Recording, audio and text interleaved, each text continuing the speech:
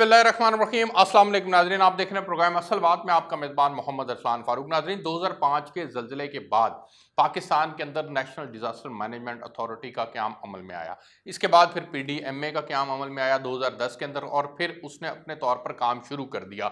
ये ज़लज़ला आ जाए तब ये काम करते हैं, ये कोई और कुदरती आफत आ जाए तब ये काम करते हैं। मिसाल के तौर पर सैलाब आ जाए, या अब की दफ़ा जैसे टिड्डी दल आया, या फिर कोरोना ने जैसे पाकिस्तान के ऊपर हमला किया। अब इसके अंदर इनकी पॉलिसी क्या रहती है और ये अपनी पॉलिसी को लेकर के किस तरह से आम आदमी को रिलीफ देने में कामयाब हो पाते हैं। सैलाब आए तो ये इनके पास क्या कोई पहले से पेशेंट कोई मौजूद होती है, इनके पास क्या कोई एक्सपर्ट्स मौजूद हैं जो इनको बताते हैं, या फिर ये महकमा मौसमियात के जरिए से कोऑर्डिनेशन करके ही आगे बढ़ते हैं।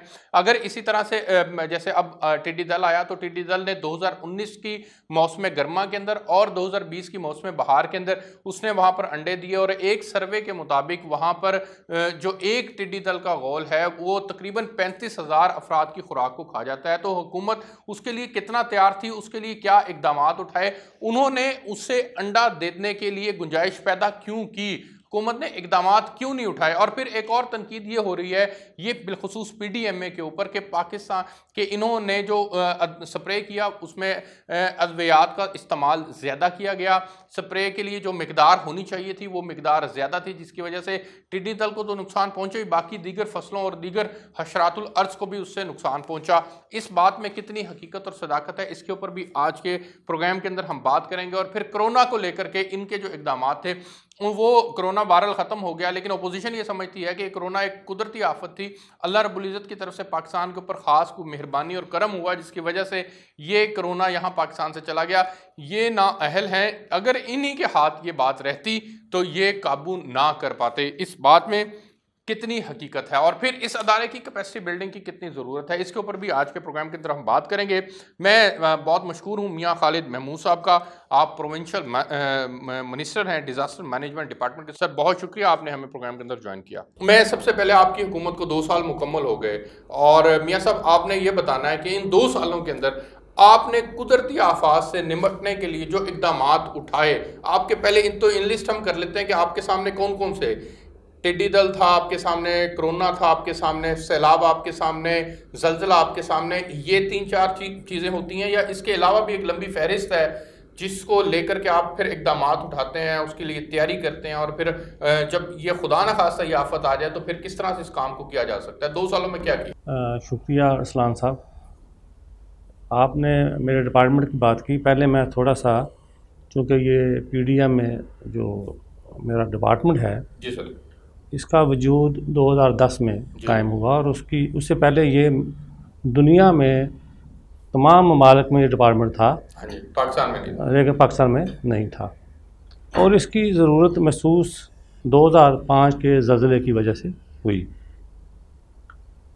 अब PDM में जो है, इसमें मेरी मिनिस्ट्री के नीचे हमारा एक DG ऑफिस है, ठीक है, और उसमें डायरेक्टर हैं, डिप्टी डायरेक्टर हैं, बाकी दीगर स्टाफ है, ठीक।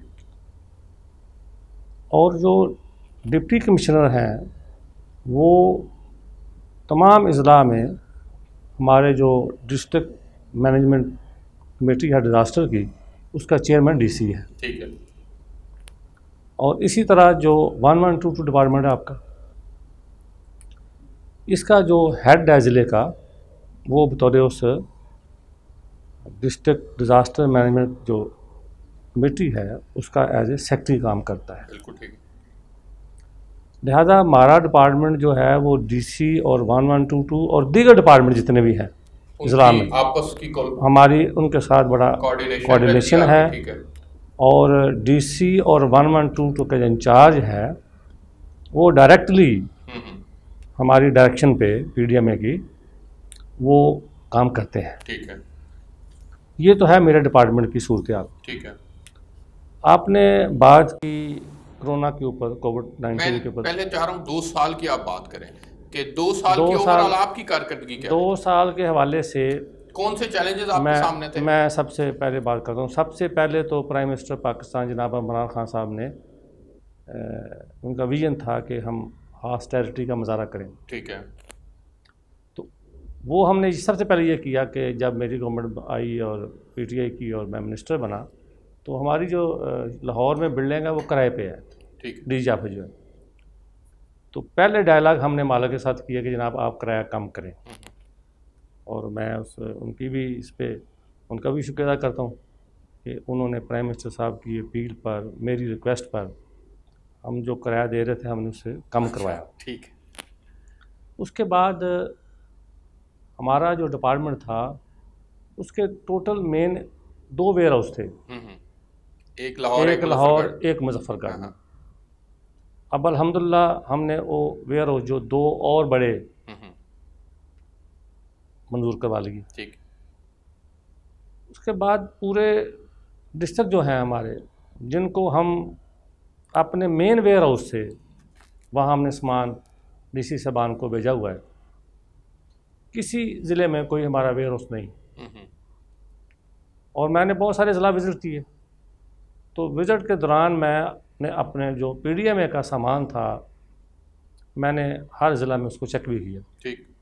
और मुझे देखकर बड़ा अफसोस हुआ कि वो कभी कोई सामान किसी स्कूल की इमारत में पड़ा हुआ है, किसी 1122 की जहाँ पे इमारत है उसके बरामदे में पड़ा हुआ है, और प्रॉपर तरीके से कोई वेयर हाउस हमारा नहीं था। तो हमने फौरी तौर पर चीफ मिनिस्टर पंजाब, मैं उनका शुक्रिया अदा करता हूँ उस्मान बुज़दार साहब का, कि ये मामला उनके सामने रखा। ठीक है। और उन्होंने ये मेहरबानी की इस माली साल में, हालांकि ये कोविड की वजह से बड़ा मुश्किल माशी हालात गवर्नमेंट के आपके सामने हैं, तो उन्होंने ये मंजूरी दी। इंशाल्लाह अब हम हर ज़िला में हमारा एक वेयर हाउस होगा। हाँ, आइडियली तो यही होना चाहिए। और वहाँ पे हमारा एक कंट्रोल रूम होगा। ठीक। और वहाँ पे हमारा स्टाफ होगा, ताकि इससे नए लोगों को रोज़गार का मौका मिलेगा। जी जी, नई भर्तियाँ होंगी महकमे के अंदर। जी जी। और ये इसमें रोज़गार तो मिलेगा लोगों को, लेकिन उस डिस्ट्रिक्ट के लोगों को कोई भी आफत आ जाए, ज़लज़ले की सूरत में, फ्लड की सूरत में, टिड्डी दल की सूरत में, तो ये उसमें आसानी ये होगी कि हमारे ज़िले के लोग फौरी तौर पर डिस्ट्रिक्ट एडमिनिस्ट्रेशन के साथ मिलकर वहाँ के ज़िले के लोगों को रिलीफ देंगे। अच्छा, ये आपने बड़ा बुनियादी बात की। आपने कहा कि आप अपनी कैपेसिटी बिल्डिंग कर रहे हैं, आप चीज़ों को बेहतर करने की तरफ जा रहे हैं। जब आप कोऑर्डिनेशन से चलते हैं, रेस्क्यू 1122 की या डिस्ट्रिक्ट गवर्नमेंट की कोऑर्डिनेशन से चलते हैं, तो वो आपको उस तरह से फैसिलिटेट क्यों नहीं कर पा रहे? उन्होंने आपकी चीज़ों को या आपके जो आपने सामान उन्हें मुहैया किया उसको अपना सामान समझते हुए उसको क्यों नहीं वो जो है वो बेहतर तौर पर इस्तेमाल करते? वो क्या रीज़न आप देखें? उनके पास ये है कि जो 1122 की बिल्डिंग्स हैं वो उनके अपनी गाड़ियों के लिए, अपने स्टोर के लिए ही नाकाफ़ी हैं। अच्छा। इसी तरह डिप्टी कमिश्नर जो है उनके पास कोई ऐसा वेयर हाउस नहीं होता ज़िले में। ठीक है। कि वो हमारा सामान एक वेयर हाउस में रख दे। ठीक है। उनके पास स्कूलों की इमारतें हैं, बिल्डिंग डिपार्टमेंट है, हाईवे डिपार्टमेंट है, लोकल गवर्नमेंट है, किसी ऐसी वहाँ से वो कमरा ढूंढ लेते हैं और वहाँ पे सामान वो रख देते हैं हमारा।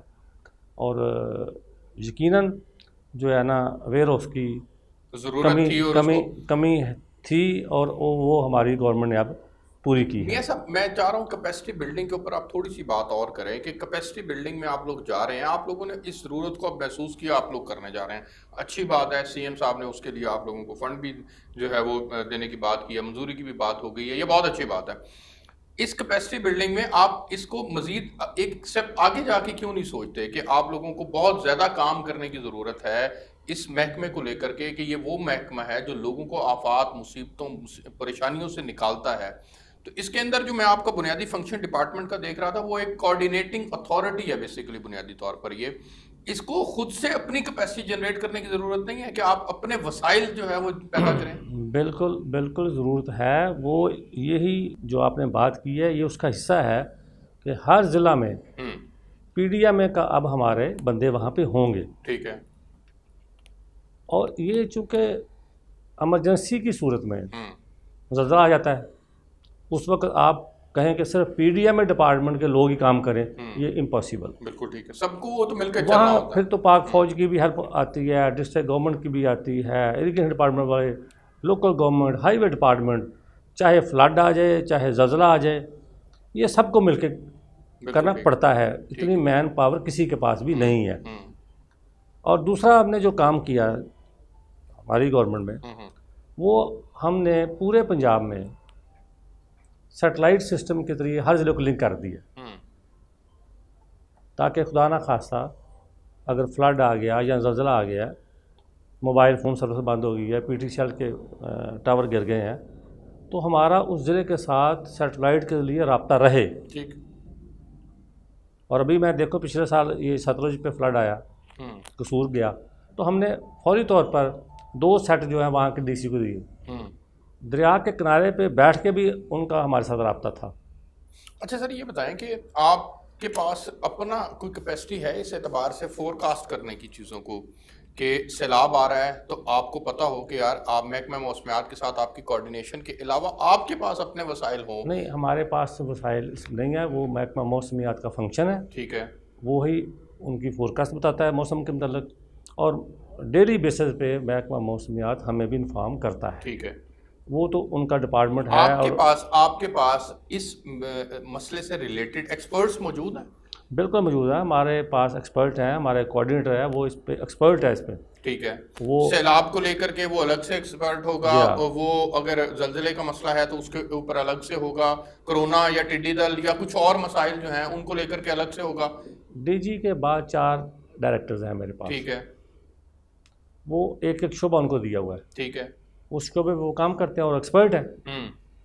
अच्छा, उस पर बाद हमने जो और काम किया 2 सालों में, वो एक हमने हर मौज़ा पे, मौज़ा मीन्स गांव देहात पे, ठीक है, हमने कमेटियाँ बनाई। ठीक है।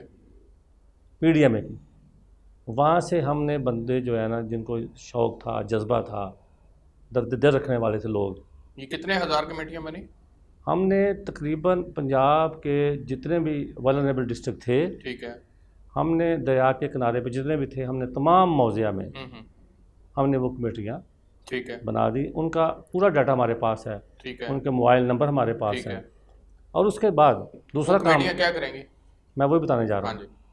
दूसरा काम हमने यूनियन काउंसिल के लेवल पे 1122 के तावन से, महकमे से, हमने वॉलंटियर्स फोर्स बनाई वहाँ पर। ठीक है। मौज़ा कमेटी भी वही फंक्शन है, और यूनियन काउंसिल की जो कमेटियाँ हैं, जो वॉलंटियर्स हैं हमारे पास, उनका भी फंक्शन वही है। ठीक है। मैं फंक्शन आपको बताता हूँ अभी। उनको फिर 1122 ने ट्रेनिंग दी। ठीक है। ट्रेनिंग क्या थी कि ट्रेन किया उन लोगों को जाके यूनियन काउंसिल में जाके कि अगर फ्लड आ जाता है तो आपने क्या करना, आपने लोगों को रेस्क्यू कैसे करना है। अगर रोड एक्सीडेंट हो गया, फॉर एग्जांपल मेजर एक्सीडेंट हुआ है, वहाँ से लोगों को रेस्क्यू कैसे करना है। ज़लज़ले की सूरत में लोगों को मलबे से कैसे निकालना है। उसका फ़ायदा इतना हुआ है कि वो लोग अब एक्सपर्ट हैं। हर मौज़ा में, हर देहात में, हर यूनियन काउंसिल में हमारे पास वॉलंटियर मौजूद हैं।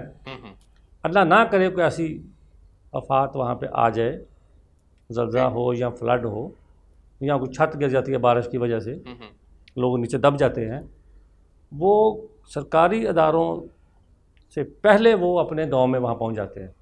ठीक।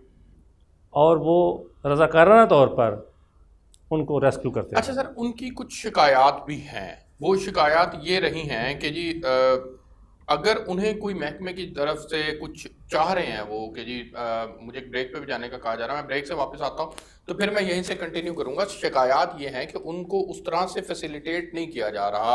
ये फैसिलिटेशन क्यों नहीं हो पाती? क्या रेस्क्यू 1122 की जानिब से कमी है, या आप लोगों की तरफ से महकमा जो है वहाँ तक प्रॉपरली पहुँच नहीं पाता? मसाइल क्या है इसके ऊपर भी ज़ाहिर है हर जगह मसाइल तो मौजूद होते हैं ना, तो उन मसाइल की आइडेंटिफिकेशन होगी तो उनको हल करना आसान हो जाएगा। तो इसके ऊपर आपने रोशनी डाली। एक ब्रेक लेते हैं जी, ब्रेक से वापस आते हैं तो फिर यहीं से कंटिन्यू करेंगे। मेरे साथ रहिए।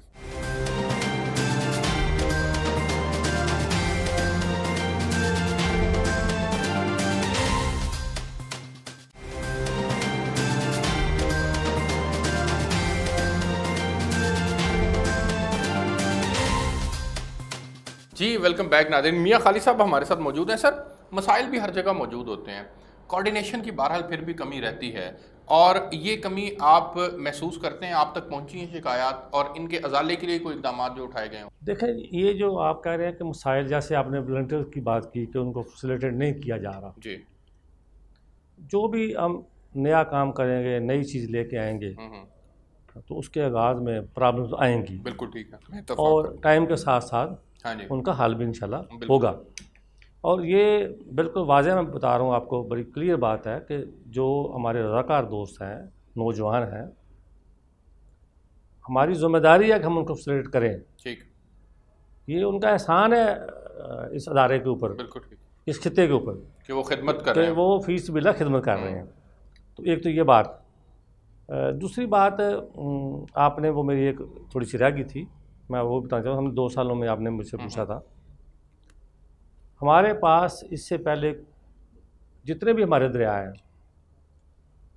कोई हमारा डाटा नहीं था ठीक है, कि शादरा के मुकाम पे या लाहौर के मुकाम पे कितने लोग हैं जिन्होंने अपने घर दरिया के किनारे पे बनाए हुए हैं। ठीक है, आपने उनका डाटा कलेक्ट किया? पूरा डाटा हमारा तमाम पंजाब में तमाम दरियाओं का हमारे पास अब मौजूद है। आपको पता होता है कि अगर खुदा न खास्ता सैलाब आए तो किसने कहाँ पर हिट करना है। उनके फ़ोन नंबर मेरे महकमे के पास हैं, उनके बच्चों की तादाद मेरे पास है, उनके जानवरों की तादाद मेरे पास है, उनके घर कितने हैं, कितने मरले पे हैं, उनकी इमारतें कितनी हैं, मकान कितने हैं, ये पूरा डाटा अब अल्लाह के फजल करम से मेरे ऑफिस में मौजूद है।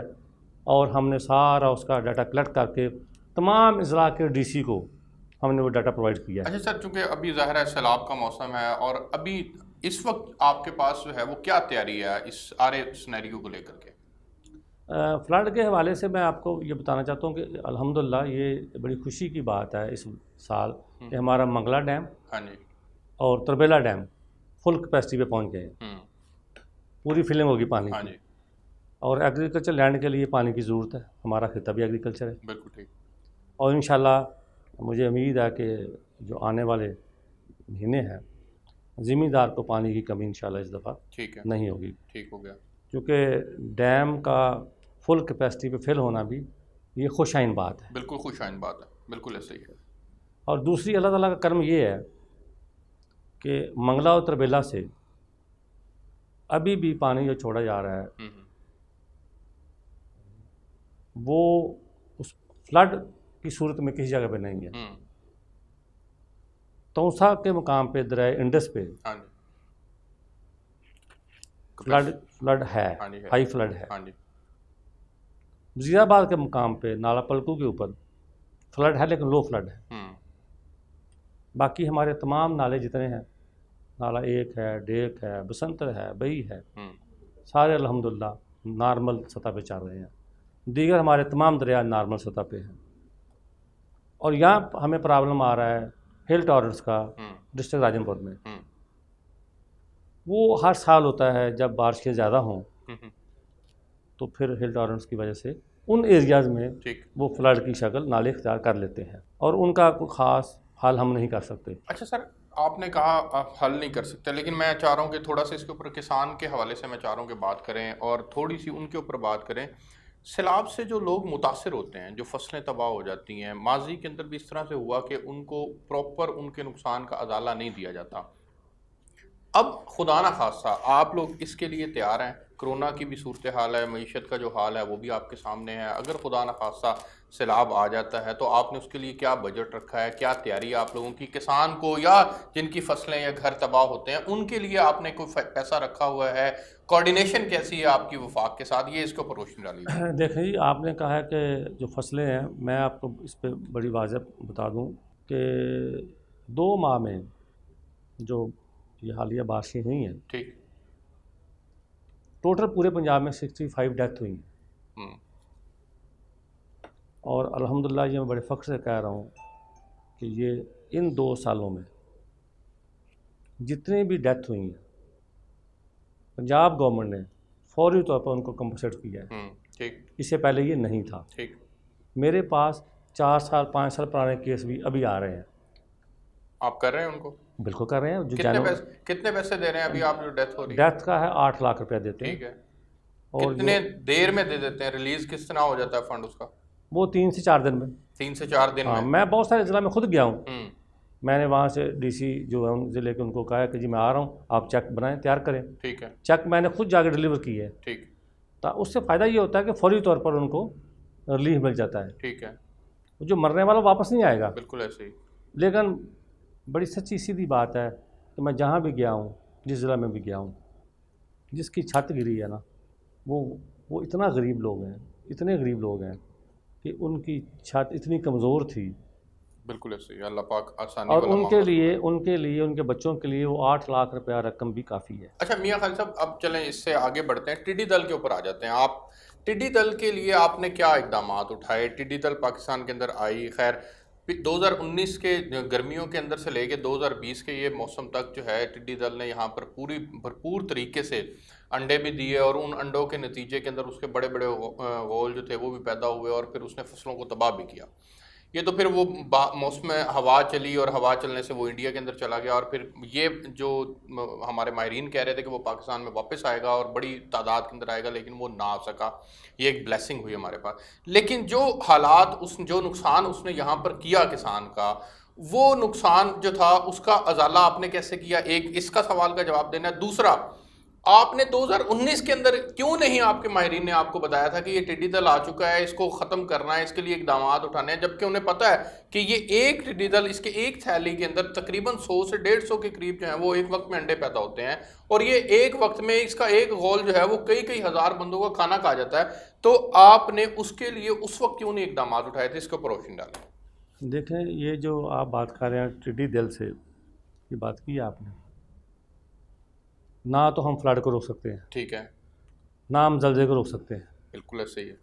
जो अल्लाह की तरफ से इस तरह के, मैं समझता हूँ ये अज़ाब भी हैं, फ्लड भी है, ठीक, हमारे इम्तिहान है अल्लाह की तरफ से, और टिड्डी दल भी ये भी कुदरती आफत में आता है। इसको अगर हम कह दें रोक लें तो ये तब इम्पॉसिबल है। लेकिन इसका अब अगला जो मरला है, जी, जब आ गई टिड्डी दल तो हमने अब नुकसान से कैसे बचना है, ये हमारी जिम्मेदारी है। ठीक। और अल्हम्दुलिल्लाह जब टिड्डी दल बलूचिस्तान के रास्ते पंजाब में दाखिल हुई, राजनपुर में पहला ज़िला उसको वहाँ दाखिल हुई, फिर चोलिस्तान में आई। हाँ जी, तकरीबन 25 अजला में आई पाकिस्तान के, 25 से कम, पंजाब के, सॉरी पंजाब के 25 से कम। और इसमें आप लोगों ने, खैर मैं देख रहा था कि आप लोगों ने सर्वे भी बड़ा किया, तकरीबन 11.36 मिलियन एकड़ रकबे के ऊपर आपने सर्वे किया, और फिर स्प्रे भी आप लोगों ने इसी तरह से 4,57,000 कुछ एकड़ रकबा था जिसके ऊपर आप लोगों ने स्प्रे किया। ये इकदाम आपके ठीक थे यहाँ तक तो। लेकिन सर, सबसे पहला जो मेरा सवाल है वो ये है कि 2019 की मौसम गर्मा और 2020 का मौसम बहार, इसमें इसने अंडे दिए, इसको यहाँ पर अंडे देने का मौका क्यों फराहम किया गया? मेरा ये सवाल है। ये वो एरियाज़ हैं जहाँ पे इसने अंडे दिए, जिसके पड़ाव था वहाँ पे इसकी सेफ़ जगह है वो। ठीक है।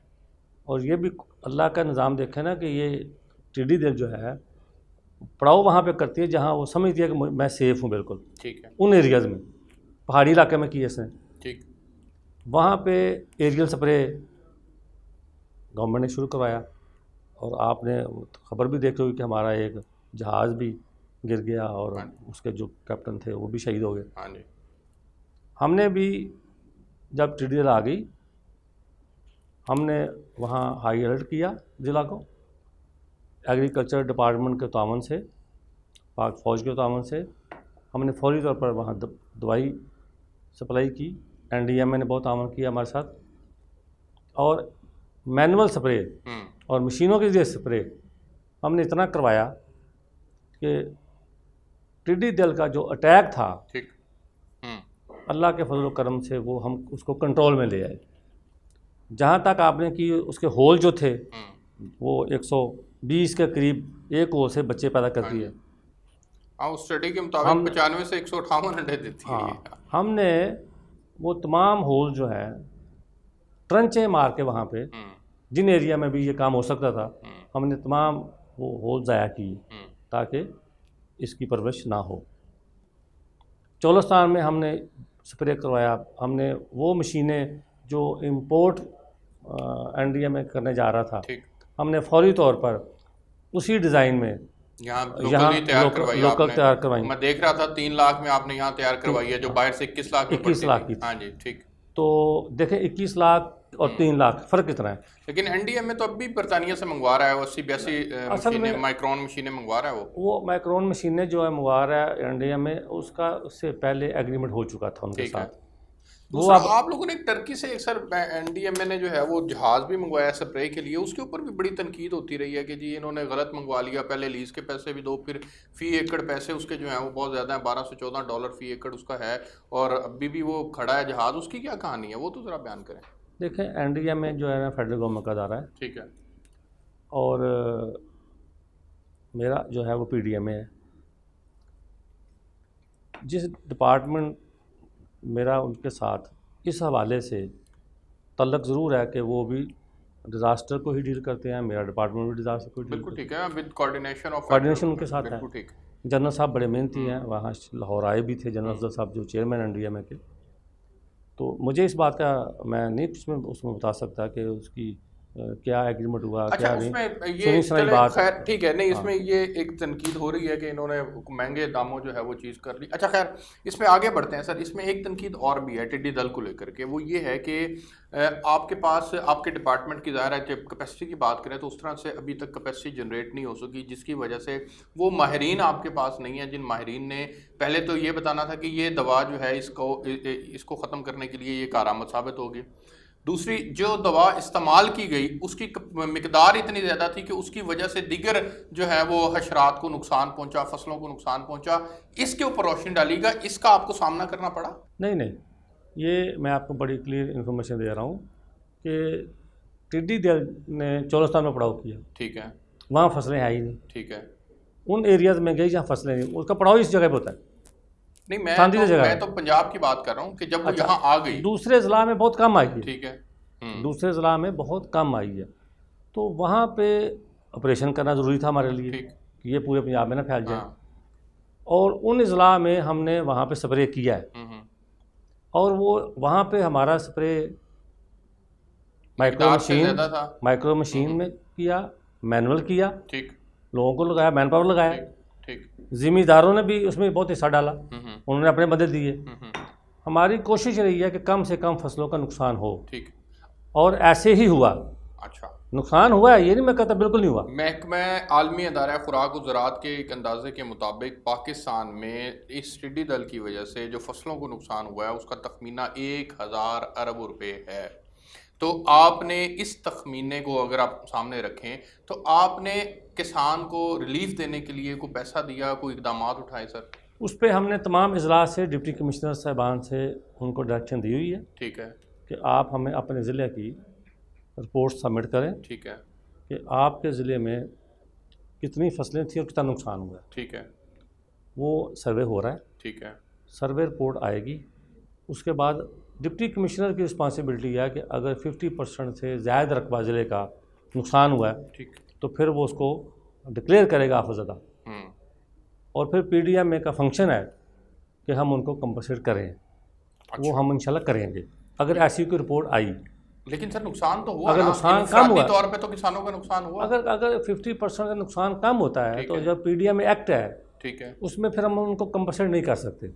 अच्छा, तो फिर किसान तो बेचारा सर वो उसके लिए तो परेशानी है ना कि उसको रिलीफ जो मिलना था, उसकी जो फसल से मिलना था, जो सारा साल के ऊपर मुहित होती है, वो फिर उसका पूरे साल की मीशत जो है वो ख़राब हो गई। किसान का तो हर वक्त अल्लाह ताला पे तवक्कुल होता है। अच्छा। अगर बारिशें कम होगी तो भी नुकसान हो जाता है, बारिशें ज़्यादा हो जाए तब भी नुकसान हो जाता है। ठीक है, मौसमी जो है सिचुएशन फसल के लिए अगर ख़राब हो जाती है, देखना इस दफ़ा गंदम का जो है रिटर्न, हाँ जी, वो मौसम की वजह से गंदम की पैदावार कम हुई है।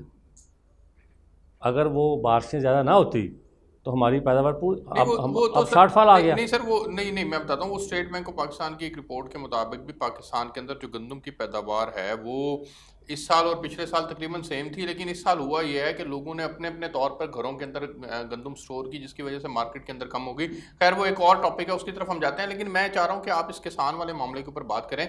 किसान का यही तो गिला है सर, वो ये कहता है कि हमें हमेशा जो है वो हम निगलेक्ट किया गया है, हमें हुकूमतें रिलीफ नहीं देती। अगर मार्केट के अंदर आलू की कीमत 100 रुपये चली जाए तो शोर मिल जाता है कि जी 100 रुपये महंगा हो गया जी। अगर वही कीमत 10-20 रुपये के ऊपर हो और हमें हमारी कॉस्ट भी पूरी ना हो रही हो तो हमें कोई रिलीफ नहीं दिया जाता। बारिशें आ जाए तो हम पिसते हैं, अगर खुदा न खास्ता कोई तूफान आ जाए तो हम पिसते हैं, मार्केट क्रैश कर जाए हम पिसते हैं। तो किसान के लिए कोई पॉलिसी तो होनी चाहिए ना सर, रिलीफ पॉलिसी तो होनी चाहिए। हाँ जी, बड़ी अच्छी बात की है, मैं आपके साथ हूँ। फेडरल गवर्नमेंट ने, प्राइम मिनिस्टर ऑफ पाकिस्तान ने इस पे एक बहुत ही कमेटी, हाई लेवल पे कमेटी बनी हुई है, ठीक, जो किसान के लिए पैकेज बना रहे हैं। ठीक, जो पंजाब गवर्नमेंट के दायरा अख्तियार में था, हमने इस साल गंदम की कीमत जो है प्राइस 100 रुपया मान फी बढ़ाई, 1300 से 1400 की। हाँ जी, उस पर किसान को रिलीफ मिला है। ठीक, अब ये अलग बात है कि किसान की जो पैदावार है वो 40 मन की बजाय फ़ी एकड़ 30 मन होगी, तो ये अल्लाह ताला की तरफ से सिलसिला है, इस पर हम कुछ नहीं कर सकते, उसके ऊपर कुछ नहीं कर लेकिन पंजाब गवर्नमेंट जो है हम्म, किसान को रिलीफ दे रही है। ठीक, एक तो हमने 100 रुपये मन गंदम में कीमत बढ़ा के दिया, दूसरा हमने गंदम का जो बीज था वो सस्ते दामों दिया, ठीक, बिजली के ऊपर हमने सब्सिडी दी, ठीक, खाद के ऊपर हमने सब्सिडी दी, पेस्टिसाइड पे जो मेडिसिन जितनी थी उस पर सब्सिडी दी। ये पंजाब गवर्नमेंट, और फिर ये पक्के खाले स्कीम जो है। मैं आगे एक ब्रेक पे जाना है, फिर वापस आता हूँ, तो फिर पंजाब हुकूमत की कारकर्दगी के ऊपर भी आपसे बात करनी है। एक ब्रेक लेने दो मुझे, ब्रेक से वापस आते हैं जी। तो मियाँ खालिद महमूद साहब आज हमारे मेहमान हैं और हम टिड्डी दल को लेकर के, आफात, कोरोना और दीगर चीज़ों को लेकर के आज हम इनकी एक्सपर्ट्स ओपिनियन जो है वो उसको आपके सामने रख रहे हैं। ये ओवरऑल चूँकि इसको देखते हैं PDM में कि ये ज़ाहिर है मिनिस्टर हैं, तो इनसे हम बात कर रहे हैं, मेरे साथ रहिए।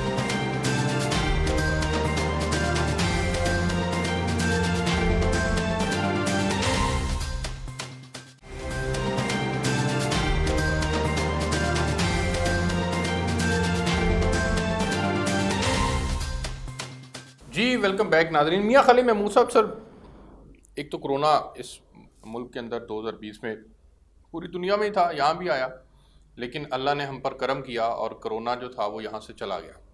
ऑलमोस्ट हम अब आने वाले चंद दिनों के अंदर इंशाल्लाह उम्मीद है कि कोरोना फ्री हो जाएंगे। आपकी हुकूमत के इक़दामात को मैं अप्रिशिएट करता हूँ कि इक़दामात अच्छे उठाए गए, लेकिन इक़दामात बाद में आते हैं, अल्लाह का फजल पहले आता है और अल्लाह की रहमत पहले है।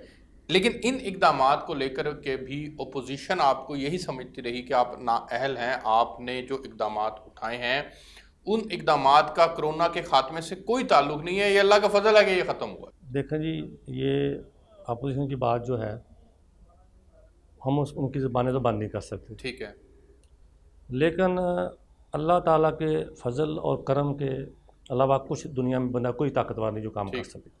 गवर्नमेंट क्या चीज़ है, बिल्कुल ठीक, सब उस मालिक की वजह से है, कोई शक नहीं। अल्लाह पाक हिम्मत देता है तो इंसान कुछ करता है, ठीक, लेकिन ये बात कोविड के ऊपर मैं बात कर रहा हूँ। पंजाब गवर्नमेंट के अरेंजमेंट्स हेल्थ के हवाले से, PDM के हवाले से, दीगर डिपार्टमेंट ने, पुलिस ने, हर डिपार्टमेंट ने जो कोविड पे रोल अदा किया है, ये एक मिसाली किरदार है। बिल्कुल ठीक, मीडिया ने और मीडिया का भी कोई शक नहीं। और इस पे पंजाब का हर शहरी, ठीक, पंजाब में तमाम लोग जो पंजाब में बसने वाले हैं, ये उनकी ज़ुबान पर यह लफ्ज़ ज़रूर है कि गवर्नमेंट की तरफ से अरेंजमेंट बड़े आला थे। ठीक, और ये एक जंग थी और बड़ी खौफनाक जंग थी। ये आफत जो कोविड की आई है, और इसमें देखें इशू ये था कि अगर खुदा न खास्ता ये पेशेंट ज़्यादा हो जाते तो हमारे पास तो हॉस्पिटल कैपेसिटी नहीं है, कैपेसिटी नहीं है हमारे पास। गवर्नमेंट ने, माजी की हुकूमतों ने उसके ऊपर कोई काम नहीं किया था। वही बातें बड़ी करती हैं, माजी की हुकूमत तो बातें तो बहुत करती है ना, वो लोग बहुत करते हैं कि हमने बहुत कुछ किया है, लेकिन वो तो अपने इलाज के लिए उनका यहाँ पे हॉस्पिटल कोई नहीं है ना। तो हमने अल्हम्दुलिल्लाह हर ज़िला में हमने बिल्डिंग्स ली, ठीक, कॉलेज की बिल्डिंग ली, स्कूल की बिल्डिंग ली, दीगर जहाँ भी हमको नज़र आई गवर्नमेंट की बिल्डिंग लेके वहाँ पे हमने हॉस्पिटल बनाए। आपने 199 क्वारंटाइन सेंटर्स जो थे वो बनाए थे आपने। और उसके बाद हमने जो क्वारंटाइन सेंटर बनाए, ठीक, जो बाहर से लोग आए, ख़ासतौर पर ईरान से जो ज़ाहिरीन आए, हमने बॉर्डर से ट्रांसपोर्टेशन दिया, बॉर्डर ईरान के बॉर्डर से हमने ट्रांसपोर्ट हमारे बैंक में दे दी। जी बिल्कुल ऐसे ही है। और फिर उनको हमने वहाँ पे तमाम उनकी खुराक, मेडिसिन, हर चीज़ का उनका बंदोबस्त किया।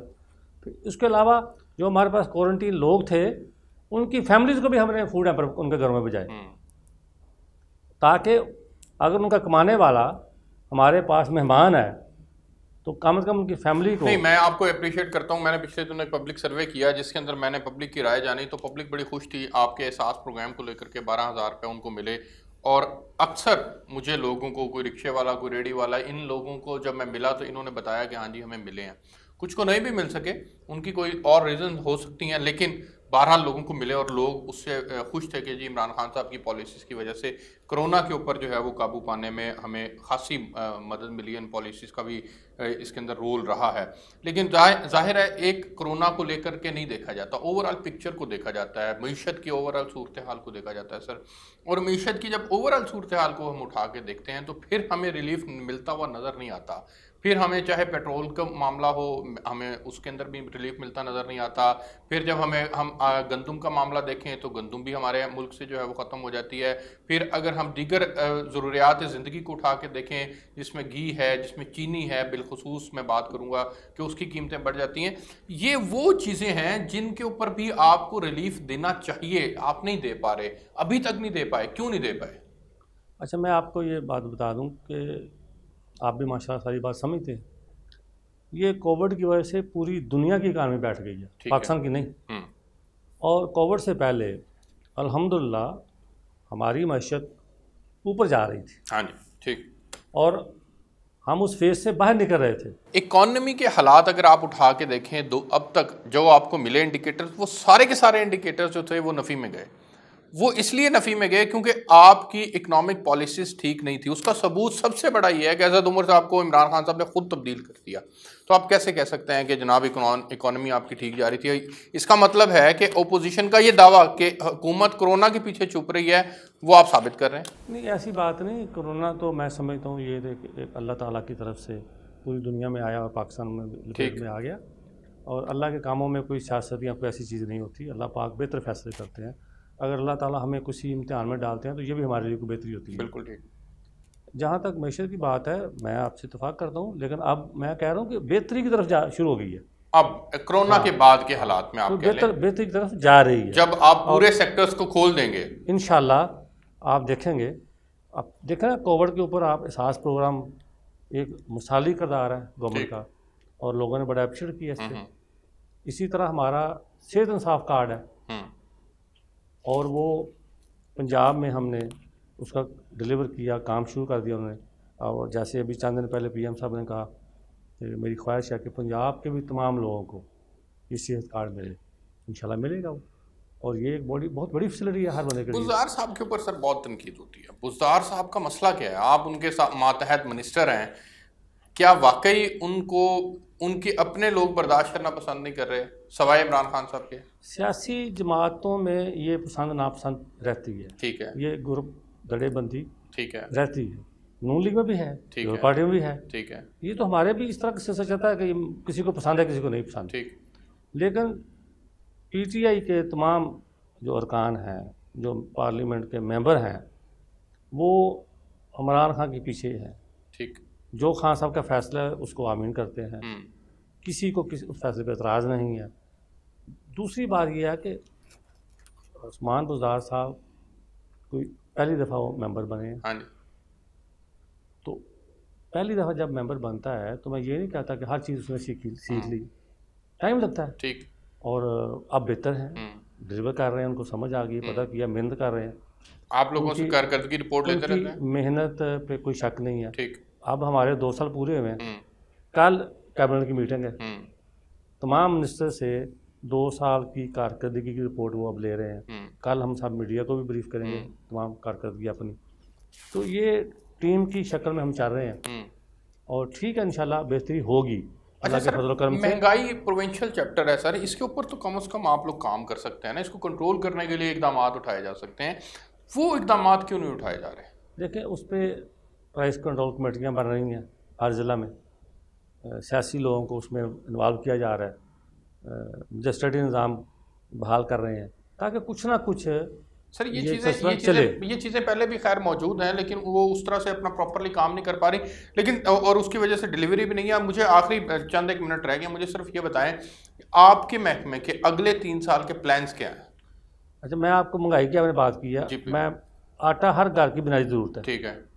इस साल गंदम की शार्टेज भी है, और गवर्नमेंट ने, पंजाब गवर्नमेंट ने 2 माह पहले फैक्ट्री मिल मालकान को कोटा देना शुरू कर दिया। 3 माह पहले, लेकिन सर इससे और उस पर अब भी अल्लाह का शुक्र है कि 860 रुपये का थैला। सर अर्ज सुने मेरी, हुआ गंदम के ऊपर तो प्योरली मिसमैनेजमेंट हुई है। मैंने गंदम के ऊपर बहुत काम किया, गंदम के ऊपर बहुत ज़्यादा शोज़ भी किए कि हुआ क्या है मसला।